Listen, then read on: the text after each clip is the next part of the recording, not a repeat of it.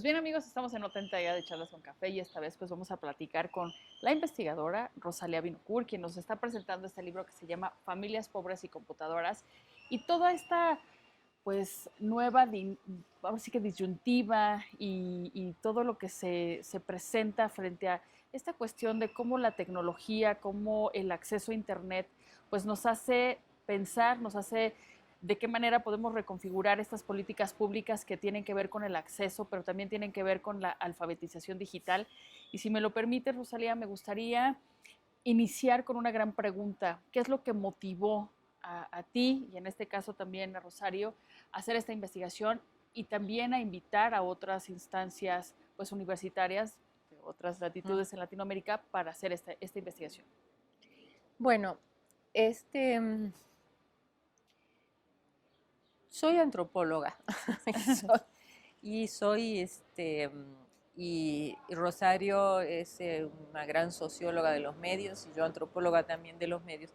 Entonces, era una inquietud compartida Uh -huh, uh -huh. de, de ver qué ocurría, sobre todo en un momento donde las políticas públicas estaban haciendo un esfuerzo muy particular de, digamos, una apuesta a la inclusión masiva, Así es. porque Uruguay fue el pionero, pero después se siguieron todos los Otros. países.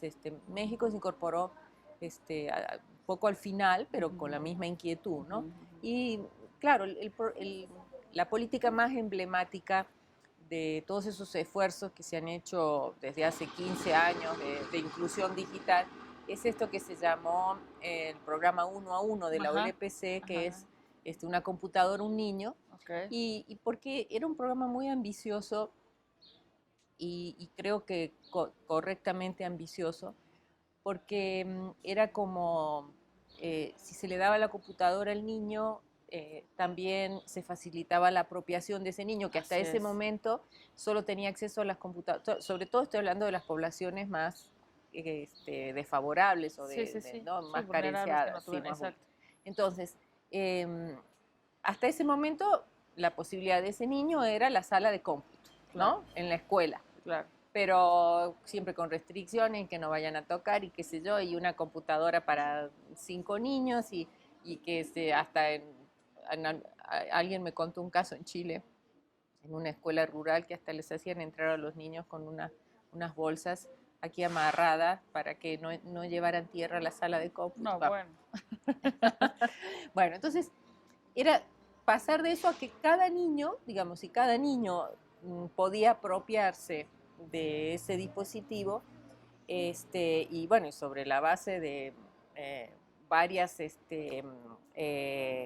estudios que habían demostrado que cuando los niños podían manipular solos, entonces podían mejorar sus habilidades con los videojuegos, sus habilidades estratégicas, y entonces que seguramente luego eso se iba a traducir en mejoras en el aprendizaje de las matemáticas, de la lengua. Bueno, yo creo que la parte de la inclusión Sí, digital fue el gran acierto en la predicción, porque para los niños, pero también para los padres, claro. porque la idea es, el niño la lleva a la casa. Y No sé si en México eso se llegó a implementar, ajá, ajá. porque se tenía temor de que los niños, digamos, de que se las pudieran robar.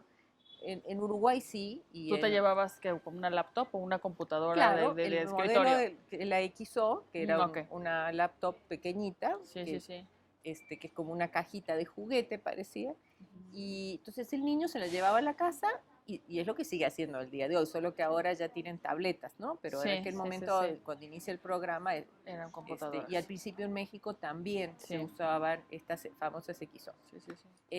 Entonces se lo llevaba a la casa y que eso produjera una sinergia en el hogar, o sea que también. Con la intención de que estuviera pues esta sensibilización a utilizar este dispositivo, a acceder a internet, a la información. Bueno, pero todavía las expectativas eran mayores, Ajá. que los niños alfabetizaran a los padres, Ok. que los padres usando digamos, teniendo acceso a internet y usando la computadora pudieran pudieran hacer trámites, lo que se llama el e-gobierno, Ok. que pudieran hacer trámites por internet, que pudieran enviar currículum para conseguir trabajo, que pudieran bueno, acceder a información de distinto tipo, que les permitiera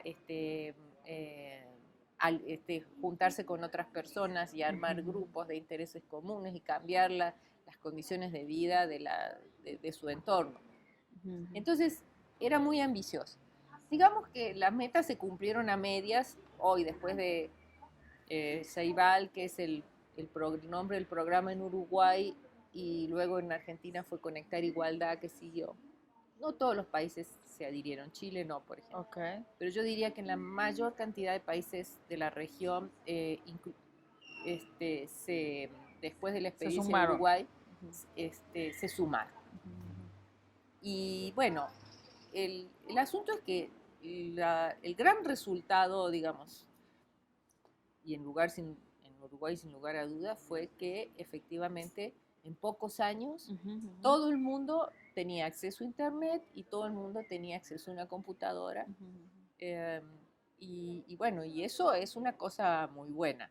Claro, inmediatamente que tú que superas esa brecha, digamos, de no tener el acceso, no quiere decir que en automático el tener acceso... Ya eso te va a hacer un analfabeta digital nato, ¿no? No, empiezan otros tipos de dificultades y entonces lo que se llamó la brecha de segundo orden, que tiene que ver con las habilidades que tú desempeñas, el manejo de los programas, y luego la de tercer orden, que es la brecha del sentido. Justo es el como subtítulo del libro, que es los claros oscuros, ¿no? De esta apropiación digital. Lo has entendido muy bien. Y en ese sentido, porque me encantó, por ejemplo, el prólogo que hace, pues nada más y nada menos que Néstor García Canclini desde la UAM, donde nos dice, bueno, sí, pero todo lo que hay que trabajar está pues todavía en agenda, o sea, no se termina, no es una, digamos, capacitación acabada, sino por el contrario, es como el inicio de lo mucho que se tiene que hacer.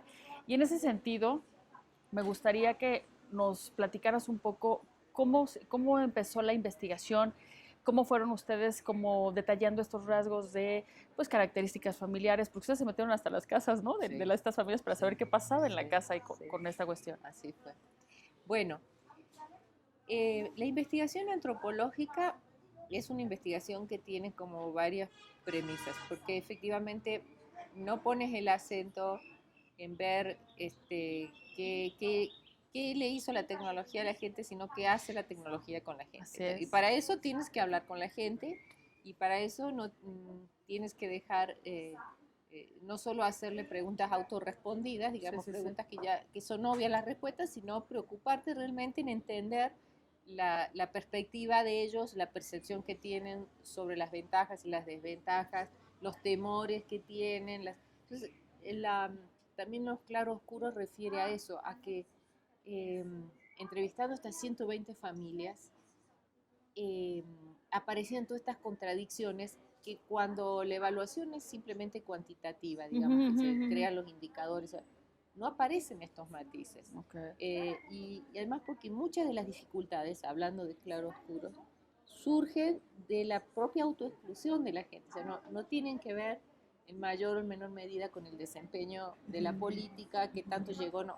Por supuesto que esa es la responsabilidad mayor, pero la gente a partir de las dificultades que tiene, estoy hablando siempre de estas familias, pero también fue una brecha generacional importante, ¿no? Los adultos mayores, probablemente ahora hayan superado bastantes cosas, pero hace unos años, independientemente de la condición social, los adultos mayores eran un problema, tenían muchas dificultades en apropiarse de esta tecnología. Entonces, la investigación consistió, te diría, básicamente en tratar de reconstruir la experiencia de las personas con esta primera incorporación de la tecnología, pero escuchando su perspectiva. Esto quiere decir, escuchando su historia de relación con otras tecnologías, que cada vez que llega una tecnología nueva y uno no la conoce, bueno, cómo la interpreta o cómo la comunica. Y bueno, cómo le explica a otro, como hace muchos años en Caracas, la gente, hace como 20 años, alguien se produjo una movilización popular muy fuerte y se robaron las computadoras en los supermercados. Y entonces aparecían en los barrios unos letreros que decía, vendo una televisión con teclado. Ok.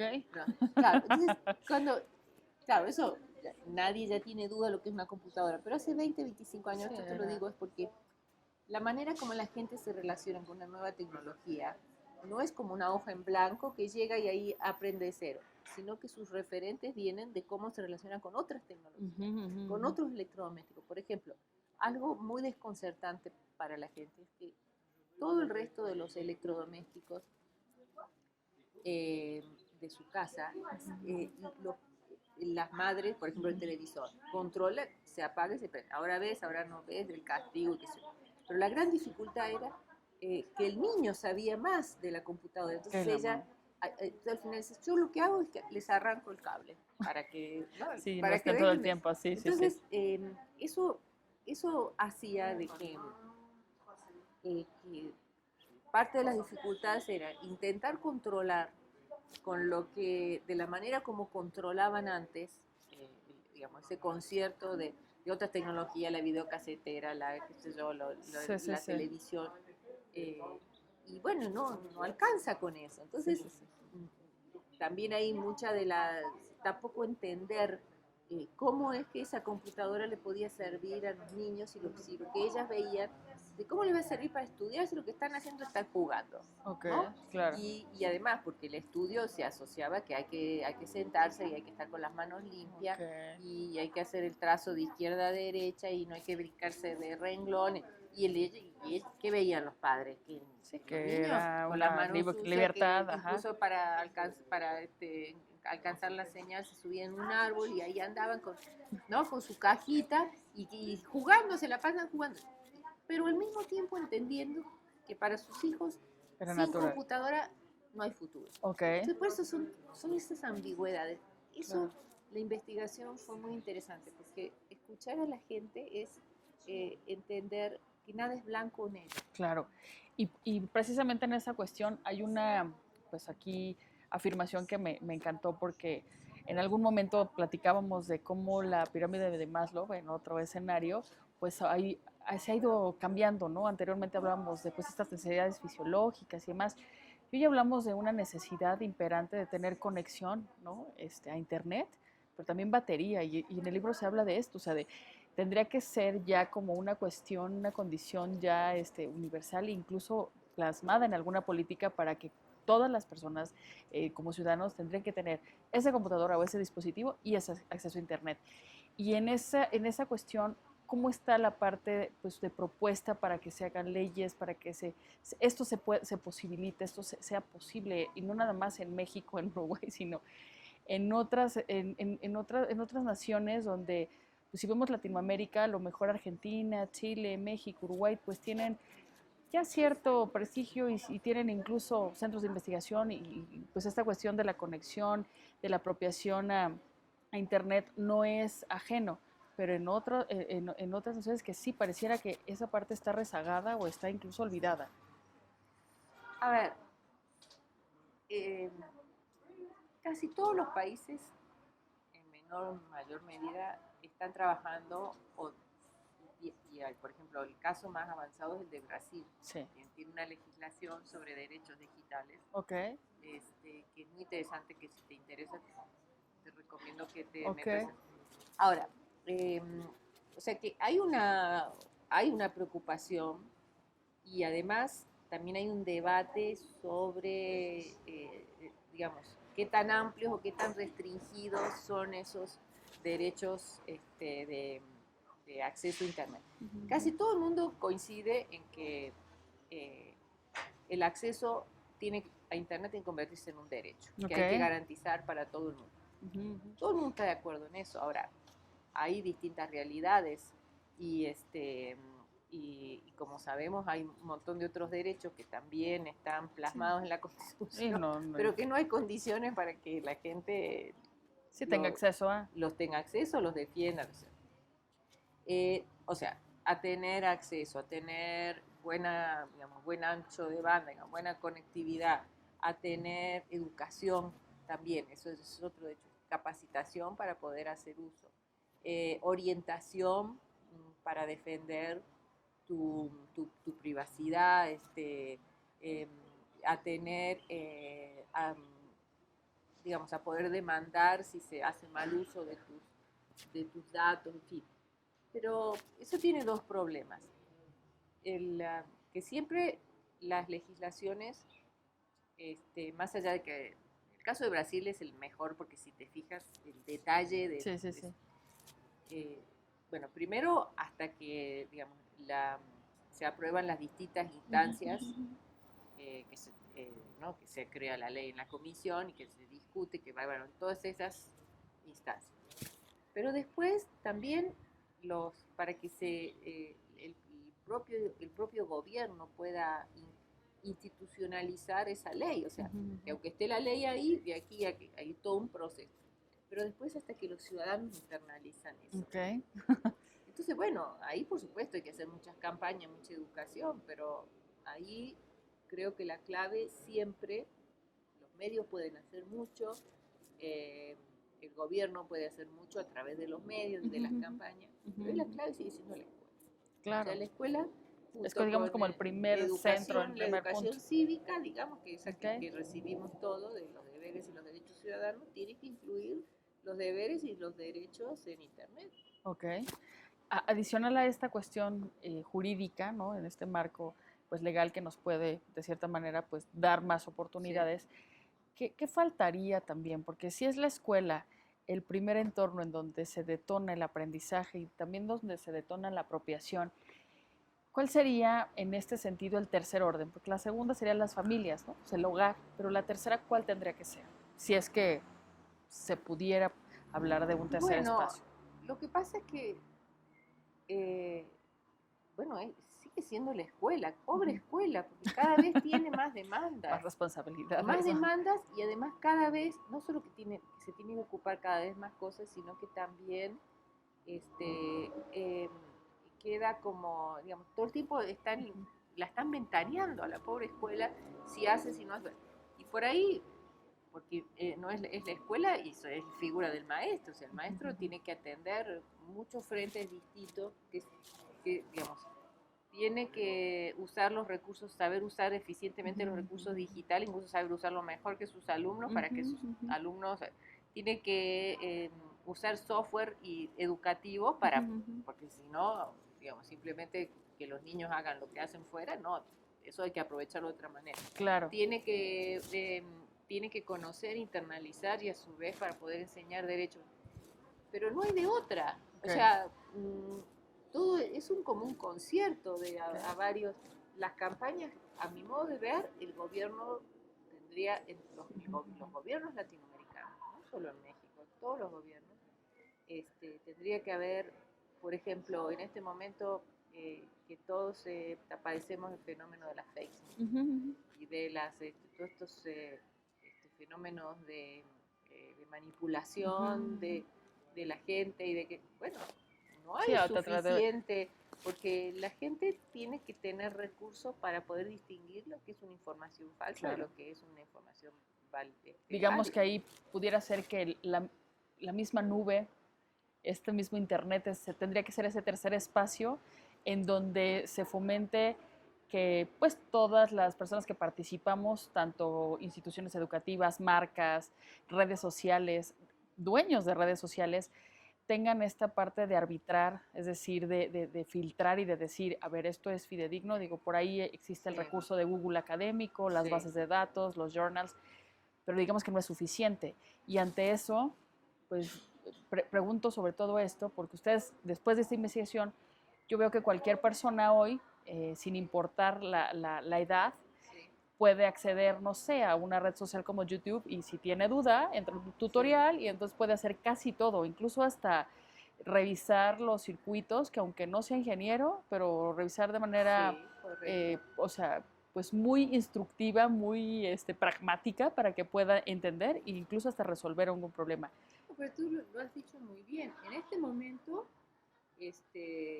a pesar de que Naciones Unidas ha declarado que eso es una prioridad, lo de informar y aprender, en realidad son los propios ciudadanos los más informados, los que se encargan Sí, de educar, digamos, cada vez y a través sobre todo de los grupos de WhatsApp y por supuesto en las redes, ¿no? De Facebook, Twitter, pero bueno, que ah, dicen que, y creo que tienen razón, que el grupo de WhatsApp es una red social también, ok. ¿no? Hay una discusión de si es una, no, Pues sí, pues es se da una red una social, claro, conversación. porque además hay, las tres redes están en permanente contacto. Pero bueno, digamos que una cosa interesante que se está viendo ahora es que la gente va aprendiendo a distinguir porque siempre hay alguien en los grupos que cuando se filtra una noticia falsa dice, no, eso es, todo el mundo está contento, o, bueno, o se enoja, o qué sé yo. Eso no es así. Fíjense, miren, fíjense, acá tienen que reconocer cuando está así, cuando está acá, cuando digan, vayan a decir. Entonces, lo que tú has dicho es muy cierto. O sea, en este momento, no sé qué estará haciendo Facebook, no sé qué estará haciendo Google, no sé qué estará haciendo, bueno, no sé, pero la mayor fuente de socialización de los peligros y de los cuidados y qué sé yo es la propia gente. O sea, Sí, los las propias propios personas. ciudadanos somos los que estamos más expuestos, pero también somos los que tenemos las mejores condiciones. En la medida que vamos conociendo y nos vamos exponiendo y vamos conociendo casos, nos encargamos de ir aleccionando al resto, explicándole al resto. Es así.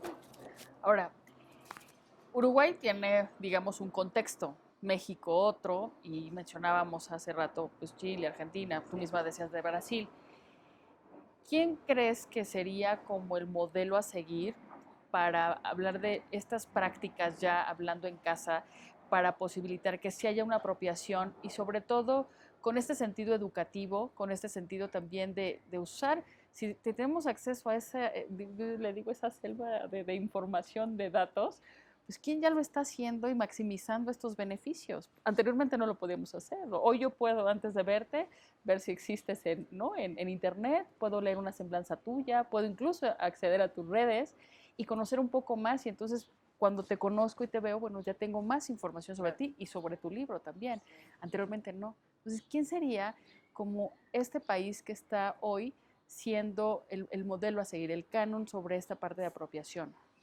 Bueno, mira, a mí como antropóloga no me gusta que haya modelos a seguir. Ok, Cada país tiene que su encontrar, y configuración. México, así como está con todos los problemas que sabemos, Ot. encontrará, estamos en un escenario muy incierto, pero bueno, encontrará con sus posibilidades, sus recursos, irá encontrando sus salidas. Ahora, si tú me dices, ¿qué, en lugar de qué modelo a seguir, y Sí, me sí, sí. dices, qué otras experiencias en Latinoamérica te resultan Exacto. interesantes para aprender de ellas? Así es, así sí. Entonces yo te diría, bueno, Uruguay sin lugar a dudas, Ok. pero Uruguay, ahora que yo estoy viviendo allá, de hace unos años, yo he aprendido cosas que no solo tienen que ver con las políticas de inclusión digital, sino con las políticas sociales, ¿no? Ok, Uruguay claro. es un país que consiguió bajar la pobreza del 30% al 9-8%, Wow.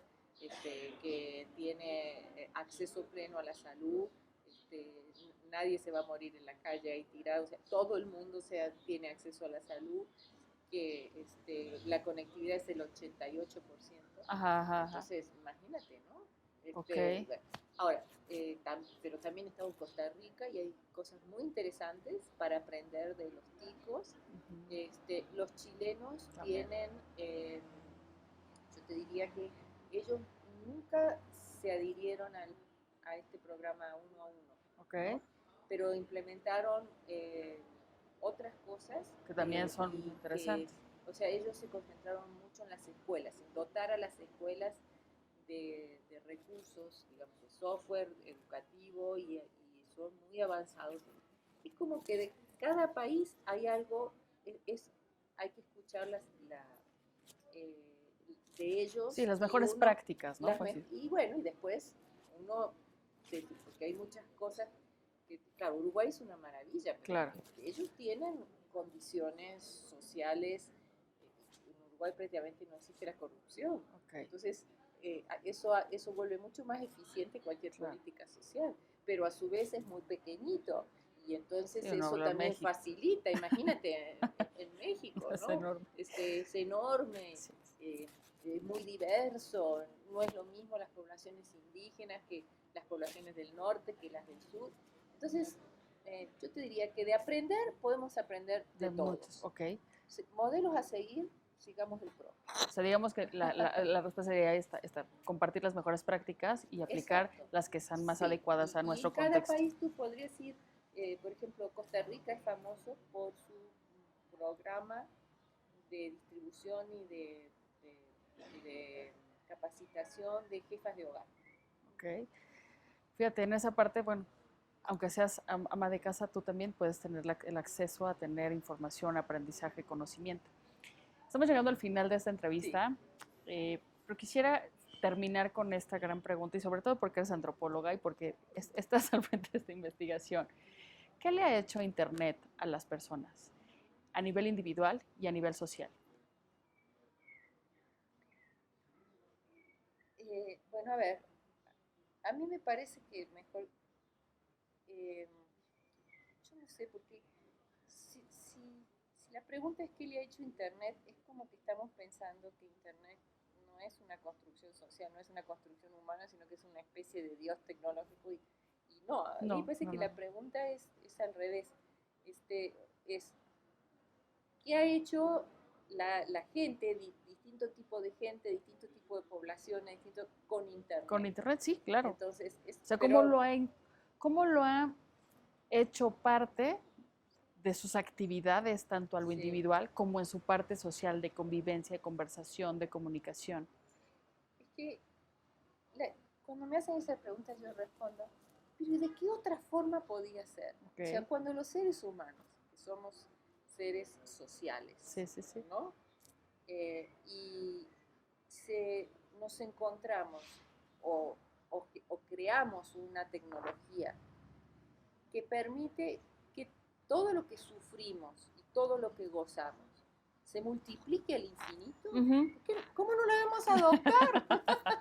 Era casi como obvio que íbamos a tener pues una actividad Pero si directa, estamos esperando el celular claro. desde, desde la Edad Media, Okay. de cuando soñábamos con que una lámpara, que frotáramos una lámpara, Sí. o cuando en el imaginario, esa posibilidad de tener un artefacto como la varita mágica Así y es. como la lámpara de Aladín, ¿no? Claro. Correspondía, claro, nos tardamos siglos hasta Así que es. conseguimos la tecnología que cumpliera esos deseos. Sí, digamos que la cuestión de inmediatez hoy es posible gracias a eso. Anteriormente podíamos tener un oráculo de Delfos, hoy tenemos un oráculo del siglo XXI que es Pero Google, además, ¿no? claro, y además para accesible a todo el mundo. Así es. Pues ha sido un placer, Rosalía, que Igualmente, hayas muchas compartido gracias. con Muy nosotros. buenas preguntas me hiciste. No, pues muchas gracias a ti, porque no es una investigación fácil, es una investigación compleja y qué mejor que estén acá en México, pues motivando también para que aprendamos más sobre esto de la apropiación y sobre todo que se quede también como pues esta motivación para seguir haciendo y seguir trabajando en esto. Muchas gracias, Perfecto. Rosalía. Gracias a ti. Bien, pues hemos llegado al final de esta entrevista. Muchas gracias. Nos vemos en la próxima edición.